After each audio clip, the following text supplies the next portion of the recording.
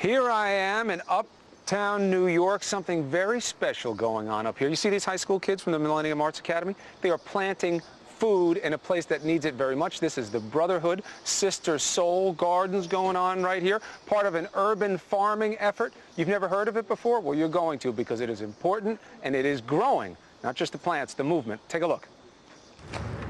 These kids are learning to garden, but also so much more. I really appreciate things more, knowing that I have something to eat. People will have a chance to come here, and not have to spend money. These teens are volunteers from Kettering High here in Detroit, working with Urban Farming, a national organization that recruits kids to grow food for the needy in unused urban land like this. At Urban Farming, they say they grow more than just food, they grow community. Once the produce is grown, community members from all across the community are able to come and pick as they need. I love to help others. I feel no person should be starving, no person should be lonely, no person should have no hope. Urban gardens are cropping up across the country. In many places like Detroit, they are a necessity. With its more than 600 gardens nationwide, the group has been able to provide 140 tons of food, enough to feed 280,000 people. When I got involved, I think I was more of on the emotional side, because while driving around and just seeing the people who are homeless and being able to help them and just give them a bite to eat, it does something to you. You're actually taking part of what's going on. It does something to you. It is taking part. It's growing community. This is just a great thing. Taja Sevelle, Executive Director, founder of Urban Farming. Mr. Nando Rodriguez, you are taking care of and in charge of the Brotherhood Sister Soul that we're at here right now. And this, my friends, is an edible wall. That's what we've been talking to you about this morning. Literally grows vertically, uses less space, yet obviously puts out a ton of, I guess, tomatoes, right? Absolutely. Now, Taja, you have refused to let me ignore Urban Farming. You started it 4 years ago with $5 grand, right? Yes. That's all it was. And yes. Now how big is it? We planted 3 gardens in that first year in 2005. We have over the equivalent of 650 gardens across the country and abroad now. What made you believe early on that this was something that would take root? Excuse the pun. Well, you know, during World War II, 20 million Americans planted victory gardens in their yards, and they grew almost half of our nation's produce supply. So when you think about that, that was before the internet, that was before television. If they could galvanize that many people together back then, in 2 years, we can certainly get rid of hunger in our generation. And we're planting on unused land, foreclosed properties in the city. We're planting on walls, rooftops, so you can really get creative with where you plant. And that's what the vertical wall idea obviously plays into that. And it's interesting because everybody's talking about, you know, this big agribusiness, you know, and different kind of chemical ways and technology to get food going.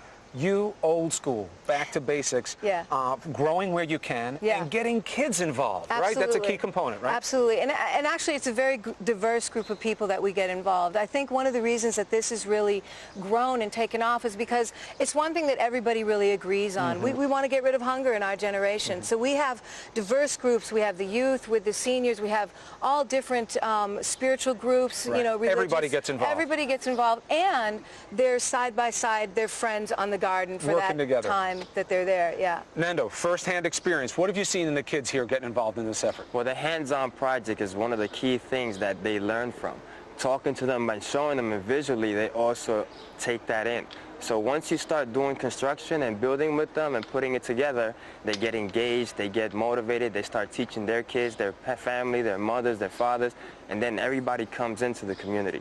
That's what we're here about here, and the kids love it. They do love it, right? How are we doing over here today? We enjoying ourselves? This is more about just getting dirty and learning gardening, right? What are you learning here? Let me come to you. So, you bright light, you. What are you learning here doing this gardening? I'm learning everything that I wouldn't be able to learn in the classroom. I mean, I'm learning that there's different types of lettuce. I never knew that. Different types of lettuce and different needs for people, right? What are you learning about people?